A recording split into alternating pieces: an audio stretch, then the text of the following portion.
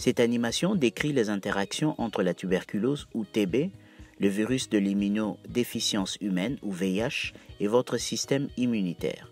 Ce caractère représente la tuberculose active, ce caractère représente le VIH et ce caractère représente un globule blanc dans votre système immunitaire.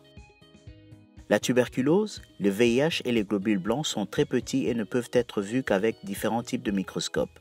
Dans cette animation, nous leur montrons beaucoup plus grands qu'ils ne les sont réellement pour que vous soyez en mesure de les voir.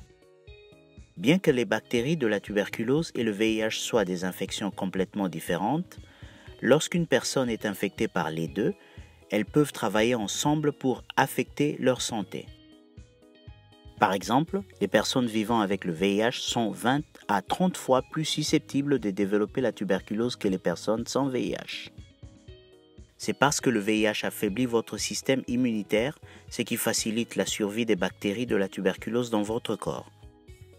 Cette animation explique le danger d'être infecté par la tuberculose si vous vivez avec le VIH et comment cela peut changer le diagnostic et le traitement de la tuberculose. Avoir la tuberculose et le VIH ensemble affaiblit encore davantage votre système immunitaire et rend une personne malade plus rapidement.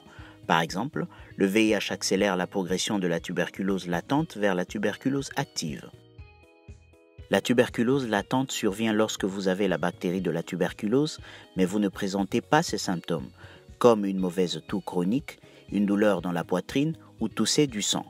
La tuberculose latente peut rester dans le corps pendant des années, voire des décennies sans devenir active.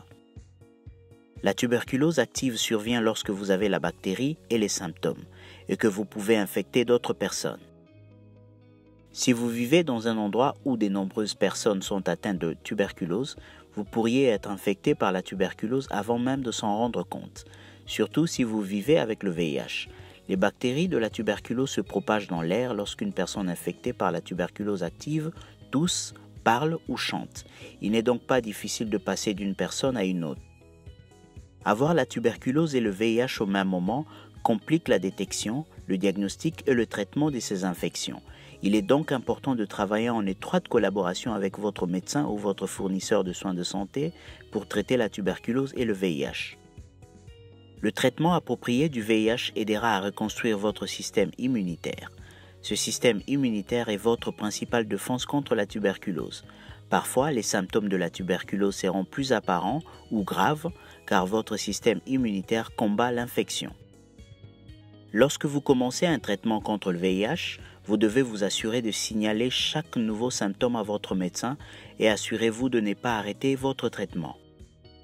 Quand une personne est infectée par le VIH, les tests pour voir si elle a la tuberculose deviennent beaucoup plus difficiles. La tuberculose est souvent diagnostiquée en observant les symptômes, en utilisant les rayons X des poumons et à travers de tests diagnostiques. Cependant, les personnes vivant avec le VIH qui sont également infectées par la tuberculose présentent parfois peu ou pas de symptômes de tuberculose et ont des radiographies thoraciques normales. Ils peuvent aussi avoir ce qu'on appelle un faux résultat négatif. Un faux négatif, c'est lorsque quelqu'un a la tuberculose, mais un test de diagnostic ne peut pas le détecter. Pour éviter un résultat faussement négatif, il est recommandé que le professionnel de la santé utilise le test GeneXpert lorsqu'il recherche la tuberculose chez les personnes vivant avec le VIH. Bien que le test GeneXpert soit plus coûteux, il est plus précis dans ce cas.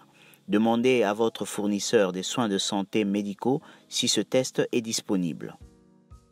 Avoir la tuberculose et le VIH ensemble peut également compliquer le traitement. Par exemple, certains médicaments comme les rifamycines, utilisés pour traiter la tuberculose, interagissent avec les médicaments utilisés pour traiter le VIH, ce qui les rend moins efficaces. Votre médecin saura quels médicaments utiliser chez les personnes vivant avec la tuberculose et le VIH. Comme vous pouvez le constater à partir de cette animation, l'interaction entre la tuberculose et le VIH n'est pas simple. Si vous êtes infecté par le VIH, cela signifie que vous devez travailler en étroite collaboration avec votre médecin pour déterminer si et quand vous devriez passer un test de dépistage de la tuberculose tout en surveillant votre état de santé. De même, si vous avez le VIH et la tuberculose, vous devez travailler en étroite collaboration avec votre médecin ou votre fournisseur de soins de santé afin d'identifier la meilleure combinaison de médicaments pour traiter efficacement les deux. Assurez-vous toujours de prendre votre traitement exactement comme votre médecin vous l'a conseillé. Ceci est très important pour votre santé à court et à long terme. Les fournisseurs des soins de santé sont là pour vous aider dans des situations comme celle-ci. Ils veulent vous aider à suivre votre traitement et à vous voir réussir et vous améliorer.